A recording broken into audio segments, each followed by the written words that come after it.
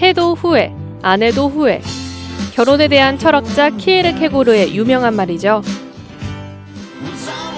사회가 발전하고 여성의 사회 진출이 늘면서 결혼을 하지 않는 이른바 비혼 비율도 증가하고 있는데요.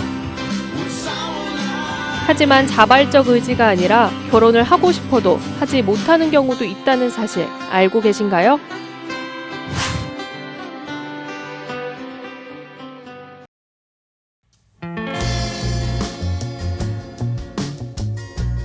하면 좋겠다고 얘기를 했지만 아무래도 이제 어떻게 보면 낭만의 영역이니까 그렇게 했으면 한다는 게, 그래서 이제 현실적으로는 좀 어려운 면이 없지 않아 있으니까 이게 주저하게 되는 여인은 그걸 꼽는다면 아마 그런 거 있지 않을까? 저 같은 경우는 이제 당장 취업 말고 좀 다른 걸 생각하고 있는데, 그렇게 되면 이제 결혼 정년기에 조금 경제적 요건이 덜 갖춰져 있을 가능성이 높아서 좀 그게 걱정되는 상황이에요. 청년층이 결혼을 망설이는 이유는 집값 등 결혼 비용 문제가 가장 큰 것으로 조사되는데요. 특히 결혼 비용 문제 때문이라고 답한 이들은 1년 만에 20%포인트 가까이 증가했습니다. 집값이 크게 뛰었기 때문이죠.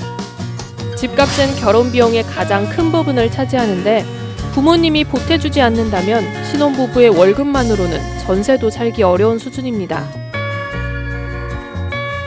서울 아파트의 아파트 전세 가격은 평균 4억 6천만 원. 수도권에서 집을 얻으려고 해도 적어도 3억 원, 광역시는 2억 원이 있어야 합니다. 결혼을 하는 데 있어서의 어려움도 물론 있겠지만 결혼하고 나서의 삶에 있어서도 대출을 통해서 집을 구했느냐 안 했느냐에 따라서 어떤 앞으로의 계속 그 생활비에 큰 영향을 미친다고 하더라고요. 집을 제가 이제 어느 정도 경제적으로 집을 유지를 해야 된다, 그렇게 아무래도 부담이 되니까 그런 용역에서 좀 어려울 수 있겠다라는 생각합니다. 가정을 꾸리기 위해서는 집뿐 아니라 소득도 필요하죠. 하지만 결혼 상대에 대한 기대 소득과 실제 벌어들이는 소득 사이에는 커다란 차이가 있습니다.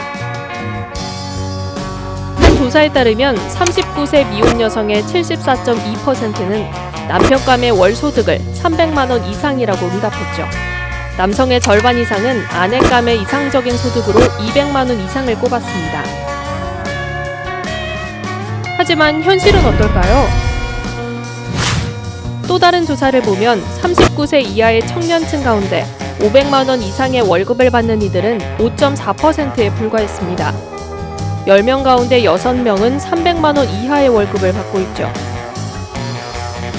결국 여성의 기대치를 충족하는 남편감은 10명 중 4명이, 남성 기대치에 부합하는 아내감은 10명 중 5명이 채 안 된다는 겁니다. 집값은 턱없이 부족하고 매달 들어오는 월급은 상대방에게 만족할 만한 수준이 안 되고, 청년층이 결혼을 망설이는 이유, 그들이 처한 경제적 상황도 무관치 않아 보입니다.